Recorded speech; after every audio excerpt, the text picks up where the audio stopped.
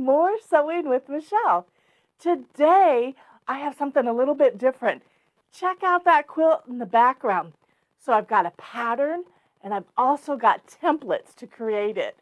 It is designed by Emma Jean Jansen, who is from Australia, and I fell in love with her designs and her quilts many years ago. I actually bought her book by the bundle, and it's one of those ones that I love to flip through. We all have those books that kind of inspire us. Well, that's what Emma Jean Jansen has done for me. And I couldn't wait to make this quilt, and I also have a table runner to show you. But we're going to dive in, and I'm going to show you just how easy it is to create that quilt in back of me. Okay, so let me talk a little bit about the quilt in back of me. I had a total blast creating it. Now, I'm sure we all have certain designers that make fabric that we fall in love with. And I have mine, Kay Facette, that I collect his fabric line and I kind of hold on to it until those special times when I want to use it. And this time with this quilt, I decided to use my Kay Facette fabrics. So did a couple things that are kind of like, I don't know if it's my trademark, but I love striped binding. So this quilt in back of me has some striped binding. It also has one of my other fabric lines called Grunge.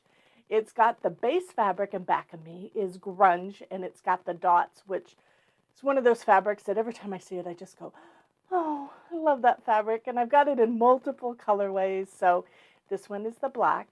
And then also all those wonderful Kay Facette patterns in the fabric. Now he's known for big, bold, bright florals, and that's just some of the stuff that I love. And I did, when I went on a trip with my friend Rhonda, we did get to meet him in the Houston Quilt Show, which was just one of those highlights of my life. So anyways, Kay Facette fabrics are the focal point of this quilt, and then everything else kind of plays into it. But the way that I generally quilt starts off with either the fabric or a design. And this one started off with this adorable pattern, Thora Belle. And with it, I kind of immediately, when I saw her actual pattern design, I went, yep, it's going to scream for Kay fabric. So I used nothing but Kay for the focal.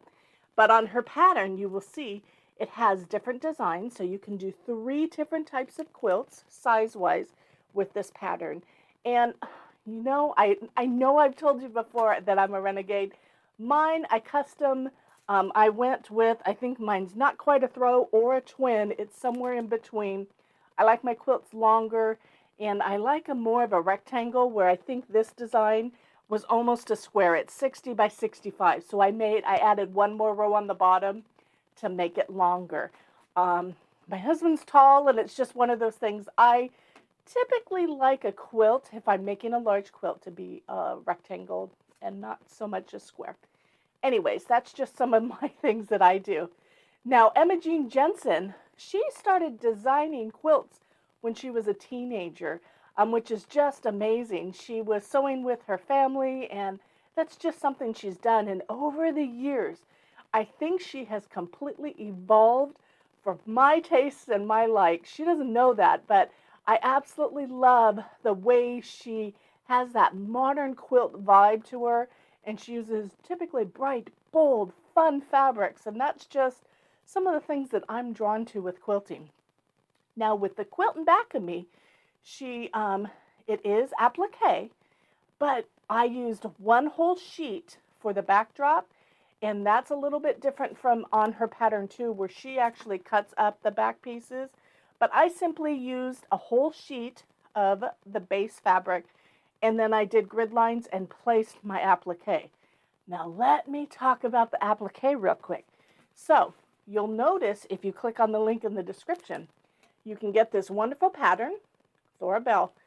But wait, she has also created these wonderful templates that are used in the quilt in back of me to make it easier. And you know how I love anything that makes things faster, simpler, or easier. and that does all of that. So since it's a very curvy and lots of elements to this particular pattern, this, oh my gosh, get your words together, girl. This template is going to make it easier. So it comes in 2 pieces, and I think she did 2 pieces because if you were to add this on the bottom, it would be very easy for it to break. So some structural analysis engineer said, nope, let's make 2 templates. And I love that. You know why? Because now you have a heart, a fat heart that you can use in other things. So you're going to want to pick up the templates, which come together, and then that way it makes everything else easier. And once again, Thora Belle. So let me dive into showing you an actual demo on how to use the templates. So don't forget, go to moors-sew.com, or you can click on the link in the description of this video where you can purchase any and all of the items that I show on More Sewing with Michele. This week I've got this pattern, Thora Belle, and I've also got the templates to go with it. So check it out. Don't forget, moors-sew.com, or click on the link in the description where you can purchase these items. Okay, so let's do the demo part. Now, you're going to want to obviously get your pattern, and I obviously recommend to get the templates to make it easier, and that's what I'm going to show you today. So Thora Belle, like I said, on the back here it tells you, and there's lots of information on the inside as far as how many of these things you're going to need to do for whatever size quilt you're going to want to do, either the throw. It has the instructions for the twin as well as a bed size. So lots of different things that you can go over in here, and it has all the patterns on the inside. And it does have the actual outlines if you don't want to use the templates. But I'm telling you, I'm one of those girls, if they have a template and it makes it faster, simpler, easier, that's the way I'm doing it. So you do have that option, though, of just getting the pattern. So with that said, let me show you how we go about it. So you're going to want to get a double-sided adhesive. I like to use a featherweight, something that's really light. When I first started doing a lot of my applique, especially if you notice on the back here, this is a pretty large piece of applique that we're attaching. So I like to make sure that it's not going to be super bulky. So I will use a light adhesive. And simply what you're going to do is lay it out, and on the paper back side, you're going to use your template that I just covered up. Place it down, and very simply, it's almost like we're back in kindergarten, you're going to trace around. Now, don't do what I did on the ones when I was doing, I think I did the template, and I traced about, I think, 40 of these, and I used a felt tip marker. And I got about 6 or 7 in, and when I was done, I noticed that my fingers were turning blue from the marker because it was getting all over the template. Use a pencil, my friends. And the funny thing is, in one of the videos before this one, you can see that my fingers are blue from when I couldn't get that marker out of my fingers for a while. So anyways, with that said, you'll see you'll just trace the design.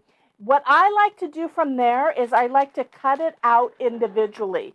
Now, what I mean by that is, if you're doing a quilt and you need, say 20 of these specific designs, I will trace them all at the same time, but I always cut them out individually.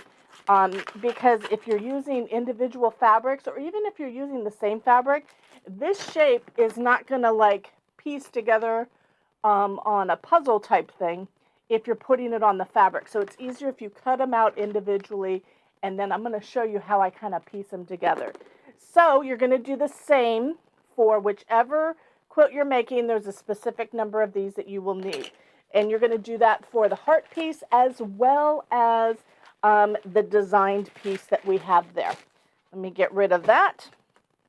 So then, after you get all of them traced, you're going to want to pick your fabric. And I'm using this black fabric. And I'm going to show you a little bit what I mean by, let me get rid of my cutting mat. We don't need that anymore. What I mean by how I place it. You're going to fuse them to the back side of the fabric. And I'm going to give it a nice little press real quick here. I have done that in the past where I went to use an applique and I didn't press the fabric. And that crease ended up in the design of the applique. So make sure your fabric is pretty pressed before you add the applique. So you can see here I have some of my blue marked designs. And what I like to do is kind of lay them out to where I get the best use of my fabric. I am a fabric connoisseur. I won't say that I'm a hoarder of fabric, but I think if you watch my videos, you saw the amount of fabric I have. But I don't like to waste it. I like to use every last bits and piece of my fabrics. They're not cheap, and it's an investment in my sanity and is also for future craft projects. So I like to not waste pretty much so any of my fabric. I use it, like I said, until I can't use it no more.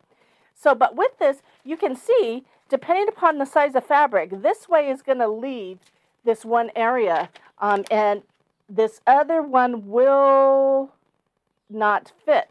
So I literally kind of jigsaw puzzle it up, see what is the best way to make these fit. Now, if you were to do on that piece, had these not cut out individually, it makes it more difficult. So I like the way this looks here. I'm going to go ahead and fuse. And you're just going to press.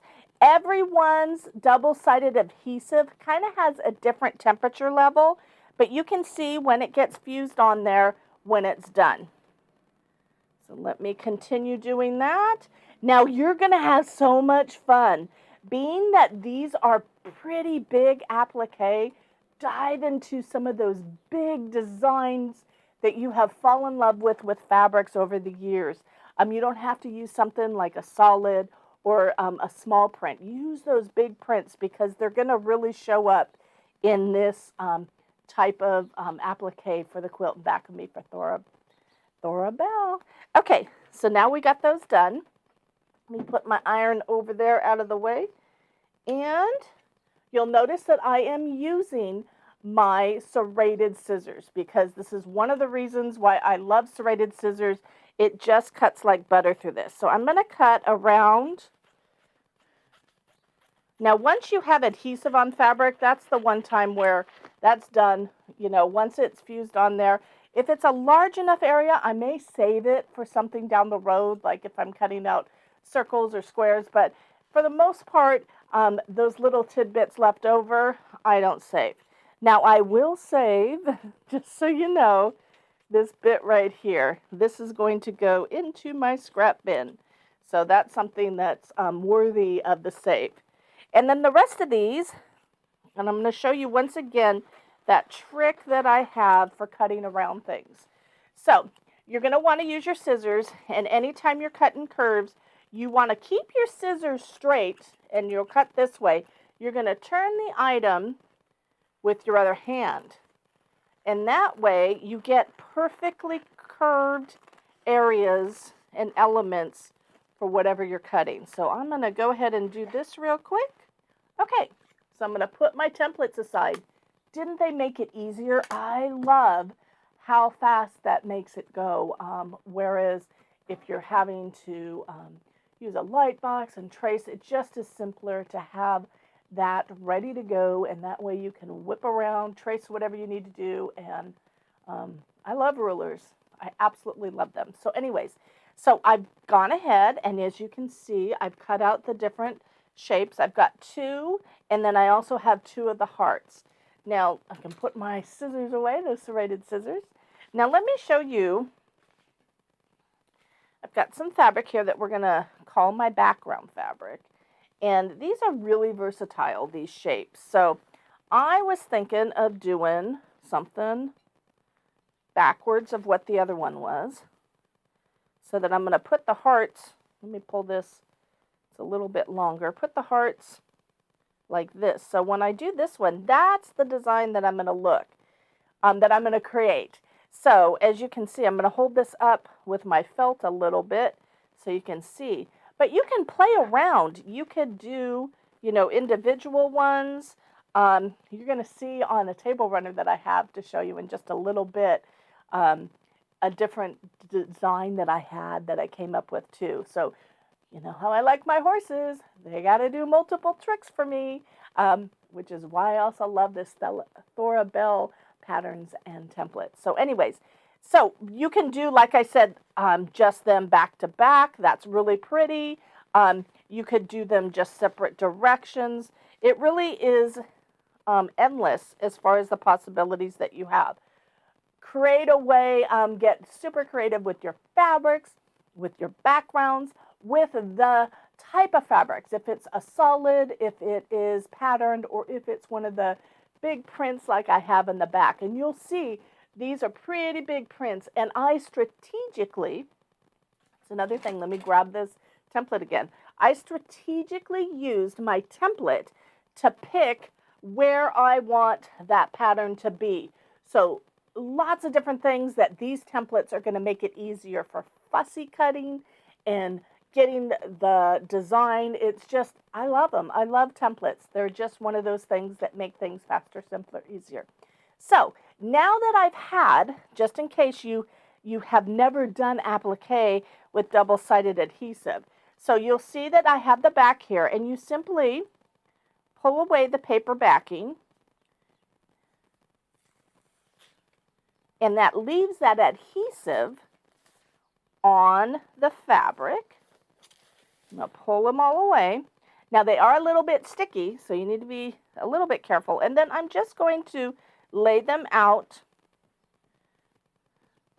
And then let me get the heart. And I'm going to do the same. And I'm going to have these tips touch like so. And then I'm going to go ahead and fuse. So once again, straight up and down.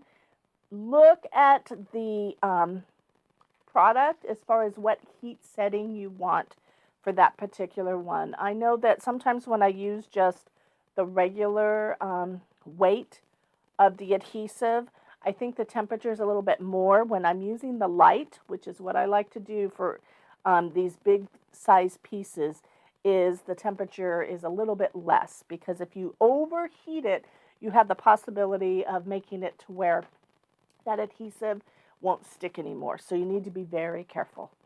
Okay, so I've got that side done. So that's how easy this is. You can see that making that quilt in back of me, it looks like it took forever. It did, believe me, it did. No, just kidding.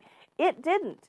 The fact that we're using these templates and that we have the double-sided applique, you may find that it takes you more time to pick what fabrics you're going to use in the quilt than it actually does to fuse these down on your backing, or if you're doing it on the individual sheets.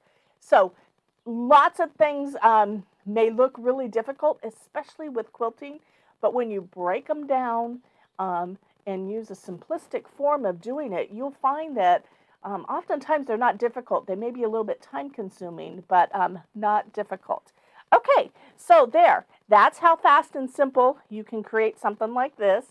Now let me pan out, and I'm going to show you a few other things. So those are the basic and easy steps to make that quilt in back of me called Thora Belle. And depending upon what type of fabrics you use, it can create a total different feel for the simple design that was made up by Emma Jean Jansen. So in the back, once again, bright, vivid, bold fabrics. You can use something like this that I was using for the demo. So we have a basic background with some blacks. Makes it very subdued, more like, you know, traditional quilt colors. As far as the back would be definitely modern. And then, like I said before, I had created a table runner that had those elements from the templates positioned in a different direction, kind of like the other table runner. And this is what I created. Isn't it cool? I simply pulled out, once again, some of my favorite fabrics. But you'll notice this area here, I overlapped the elements from the template and simply secured them down. So totally different. Like I said, I like my horses to do multiple tricks. Now, when you go to finish your quilt, there's many ways that you can finish a quilt. I love straight line quilting and free motion, but there's always a quilt by check where you send it out and have someone do the long arming for you. It's completely up to you how you want to go ahead and finish your quilt.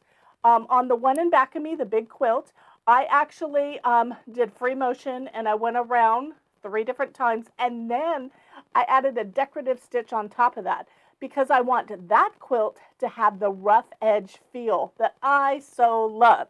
On this one, the table runner, you'll see that I simply stitched a zigzag around. And let me give you a hint. One of the things that I love to do is I did a larger, wider zigzag first, and then I did a smaller, finer zigzag on top of it. So it gives it a completely custom stitch. So once again, you have that option. And that way, if you don't like that rough edge feel to your quilts, you can absolutely secure all those edges completely down. Now, there's one other option that's available. If you do not want to deal with the edges at all, throw some netting on top, throw some chiffon on top, and simply do a basic stitching around it. You could do a gray line stitch and then add your binding, and then you're done. So that will secure it so you do not have to go around every little area. And other than that, isn't this a fun quilt? I fell in love with it, and I know you will too. Okay, so that wraps it for another week of more Sewing with Michele. Don't forget, you're going to want to go to either moors-sew.com or click on the link in the description where you can purchase the Thora Belle pattern and these wonderful templates. So I hope you enjoyed this week. I look forward to next week. You never know what I'm going to show you, but until then, bye-bye.